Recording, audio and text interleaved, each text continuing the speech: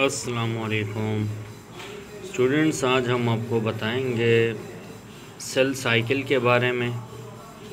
तो सबसे पहले जानते हैं सेल साइकिल क्या चीज़ है। ये देखें सेल साइकिल। तो सेल साइकिल याद रखिएगा, सेल के अंदर चेंजेस आती हैं। जैसे वो क्या करता है, एक तो ग्रो करता है। ग्रो करने के बाद, ग्रो का मतलब ये होता है वो साइज़ में इंक्रीज़ होगा और रेप्लिकेशन होगी उसकी ऑफ डीएनए की। और डीएनए रेप्लिकेशन आपको बताया था कितने तरीक़ों से हो रहा है, यानी डीएनए की कॉपीज़ बनेंगी। और जब ये डीएनए रेप्लिकेट करेगा फिर उसके बाद क्या होगा, सेल डिवीज़न हो जाएगा।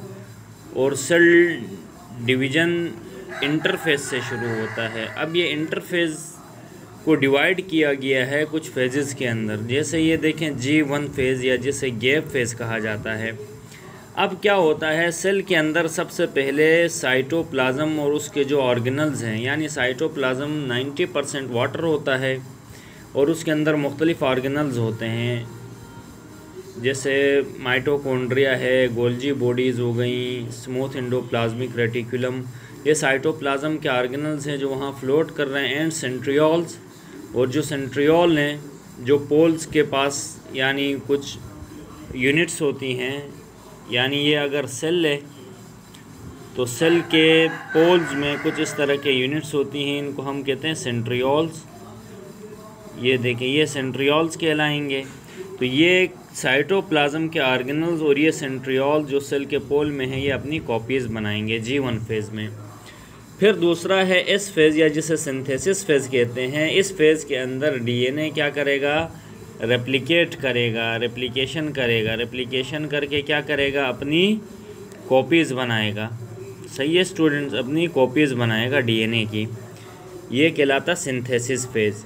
उसके बाद G2 फेज़ है। G2 फेज़ में ये क्या करेगा, सेल डिवीज़न के लिए जितने भी एंजाइम्स चाहिए उसको वो क्या करेगा, प्रिपेयर करेगा। तो ये गैप 2 फेज़ भी कहा जाता है। उसके बाद क्या होगा, माइटोसिस शुरू हो जाएगा। तो उम्मीद है आपको इंटरफेस समझ आ गया होगा, G1 phase, S phase, G2, इनमें क्या क्या होता है। इसके बाद अब आते हैं, अब आपको बताते हैं इनकी टाइमिंग क्या है। ह्यूमन सेल साइकिल 24 आवर्स में कंप्लीट होता है। माइटोसिस यानी सेल को डिवाइड होने में 30 मिनट्स लगते हैं। और इसी तरह जो G1 फेज़ है, ये जो जिसमें रेप्लिकेशन होती है साइटोप्लाज्मिक ऑर्गेनल और सेंट्रियोल्स की, ये 9 आवर्स में होता है। और सिंथेसिस फेज़ डीएनए रेप्लिकेशन कम से कम 10 आवर्स में होती है। अब आते हैं माइटोसिस के बारे में। तो माइटोसिस में क्या होता है, फॉर एग्ज़ाम्पल ये पेरेंट सेल है, ये पेरेंट सेल डिवाइड होता है 2 डॉटर सेल्स के अंदर। तो पेरेंटल सेल क्या होगा, डिवाइड होगा into 2 daughter cells. This is known as mitosis. अब माइटोसिस के कुछ याद रखिएगा फेजेज़ हैं। तो कैरियोकाइनेसिस होता है। कैरियोकाइनेसिस ये होता है स्टूडेंट्स, याद रखिएगा, इसको हम दूसरे वर्ड्स में अगर बात करें तो इसको न्यूक्लियर डिवीज़न भी कहा जाता है। क्या, न्यूक्लियर डिवीज़न, यानी डिवाइड हो जाना है उसका न्यूक्लियस का। तो ये कुछ फेजेज़ होंगे, उस फेजेज़ के अंदर ये क्या हो जाएगा, डिवाइड होगा। तो पहला है प्रोफेज़। प्रोफेज़ के अंदर क्या होता है स्टूडेंट्स, याद रखिएगा, सबसे पहले क्रोमेटिन होता है। क्रोमेटिन ऐसा विजिबल नेटवर्क होता है थ्रेड्स का। फॉर एग्ज़ाम्पल क्रोमोसोम, यानी इस तरह से ऐसे ऐसे यूँ इस तरह थ्रेड लाइक कुछ नेटवर्क होता है, इसको हम कहते हैं क्रोमेटिन। क्या कहते हैं, क्रोमेटिन। तो प्रोफेज़ के अंदर क्रोमोसोम्स विजिबल नहीं होते, एक थ्रेड लाइक नेटवर्क होता है, इसको क्रोमेटिन की फॉर्म में होते हैं। फिर क्या होता है, जब यही क्रोमेटिन फोल्ड हो जाते हैं, इस तरह से फोल्ड हो जाएंगे, या इसको हम कहते हैं कंडेंस हो जाएंगे, और ये फिर क्या बन जाएंगे, इस तरह से ये क्रोमोसोम्स बन जाएंगे, ऐसे विजिबल हो जाएंगे। तो ये क्रोमेटिन कंडेंस हुआ, अनफोल्डिंग हुई, फिर ये क्रोमोसोम बना। और ये क्रोमोसोम के दरमियान में ये सेंट्रोमेयर जिसने इन सिस्टर क्रोमेटिड्स को अटैच करके रखा है। तो फिर दूसरा काम कंडेंसेशन है, फिर क्रोमोसोम विजिबल होंगे स्टूडेंट्स, फिर न्यूक्लियर मेम्ब्रेन डिसअपेयर हो जाएगी। अब ये जो सेल है, सेल में ये सेल है, ये सेल का अंदर न्यूक्लियस है और न्यूक्लियस के बाहर ये जो न्यूक्लियर मेम्ब्रेन है न्यूक्लियस की, वो क्या हो जाएगी, डिसअपीयर होगी और वहाँ पे स्पिंडल्स ऑर्गेनाइज होना शुरू हो जाएंगे।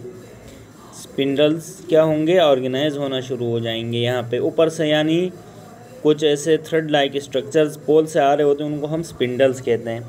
फिर मेटाफेज में क्या होता है, काइनेटोकोर यानी स्पेशल एक एरिया होता है सेंट्रोमेयर में जिसे काइनेटोकोर कहते हैं, जो सेंट्रोमेयर के पास होता है। और अब क्या होगा, यहाँ पर ये काइनेटोकोर क्या करेगा, क्रोमोसोम्स को सेंटर में अलाइन करेगा। ये अगर सेल है तो यहाँ पर ये सारे क्रोमोसोम्स को सेंटर में क्या कर देगा, अलाइन कर देगा ये। तो इनका काम क्या होता है, मेटाफेज में काइनेटोकोर सेंट्रोमेयर को स्पिंडल्स के ज़रिए क्या करेगा, अलाइन करेगा इन सेंटर। फिर एनाफेज में क्या होता है, ये जो काइनेटोकोर जिसे हमने बताया था एक स्पेशल एरिया होता है जहाँ पे स्पिंडल अटैच है सेंट्रोमेयर के साथ, contract towards the pole, microtubules वहाँ पर क्या करेंगे, एक्सर्ट करेंगे फोर्स को सेंट्रोमेयर पे। अब इस फोर्स की वजह से ये क्रोमेटिड्स क्या हो जाएंगे, एनाफेज के अंदर ये अब पोल्स की तरफ जाना शुरू हो जाएंगे। ये देखें, ये पोल्स की तरफ जाना शुरू हो जाएंगे। अब टेलोफेज में क्या होगा, सुने कि क्रोमोसोम्स डीकंडेंस होंगे और डीकंडेंस होंगे तो दोबारा वो क्रोमेटिन की फॉर्म में आ जाएंगे, न्यूक्लियर मेम्ब्रेन अपीयर हो जाएगा और इसी तरह से दो न्यूक्लियाई पोल्स पे बन जाएंगे। तो इसी को हम कहते हैं माइटोसिस। अब स्टूडेंट्स, माइटोसिस की अहमियत क्यों है, ये ना हो तो क्या मसाइल हो सकते हैं। तो पहले याद रखें, जितने भी लिविंग ऑर्गेनिजम्स हैं उनके अंदर जो हेरिडिटी मटेरियल इक्वली डिस्ट्रीब्यूट हो रहा है। जैसे ह्यूमन बींग्स में 46 क्रोमोसोम्स है, ये जनरेशन टू जनरेशन से माइटोसिस की वजह से आ रहे हैं। और उसके बाद जो इसमें क्रॉसिंग ओवर न होने की वजह से क्या होती हैं, सिमिलर इन्फॉर्मेशन होती है, यानी वही जीन्स रहेंगे और वही कैरेक्टर्स जो पेरेंट में थे वहीं ऑफ स्प्रिंग्स में आएंगे। अभी ये जो हील ऑफ वॉन्ड है, कहीं पे हमें ज़ख़म लगता है, कट लगता है, तो बाद में वो बढ़ता कैसे, माइटोसिस के ज़रिए बढ़ता है। अगर माइटोसिस डिसऑर्गेनाइज हो जाए, सेल यानी तरीक़े से एक ऑर्गेनाइज्ड वे में अगर डिवाइड ना हो तो वो क्या करेगा, ट्यूमर कॉज करेगा और जिसकी वजह से कैंसर हो सकता है। और कैंसर क्या है, uncontrol division of the cell है। सेल क्या होंगे, अनकंट्रोल हो जाएंगे। जब ये अनकंट्रोल होंगे तो ज़रूरत से ज़्यादा क्या करेंगे, वो सेल्स पैदा करेंगे जिसकी वजह से कैंसर होगा। और कैंसर में ट्यूमर दो तरह के हैं, एक B9 ट्यूमर कहलाता है और दूसरे मैलिग्नेंट। B9 ट्यूमर एक तो स्मॉल साइज़ के होते हैं और ये दूसरे यानी पार्ट्स में ट्रांसफ़र नहीं हुआ होता, उसको आप लोकेट करके हम उसको ख़त्म कर सकते हैं। लेकिन एक स्टेज होती है मैलिग्नेंट ट्यूमर, ये डिवाइड होके ये मुख्तलिफ़ टिश्यूज़ में फैल जाते हैं। तो ये दो तरह के ट्यूमर्स हैं जो कैंसर में कॉज करते हैं। तो उम्मीद है आज आपको ये सेल साइकिल समझ आया होगा। इसके फेजेस हमने बताए, G1 phase, G2 phase, synthesis phase, फिर कैरियोकाइनेसिस समझाया, साइटोकाइनेसिस समझाया कि डिवीज़न ऑफ साइटोप्लाज्म और उनके फेजेस। उम्मीद है ये आपको समझ आया होगा।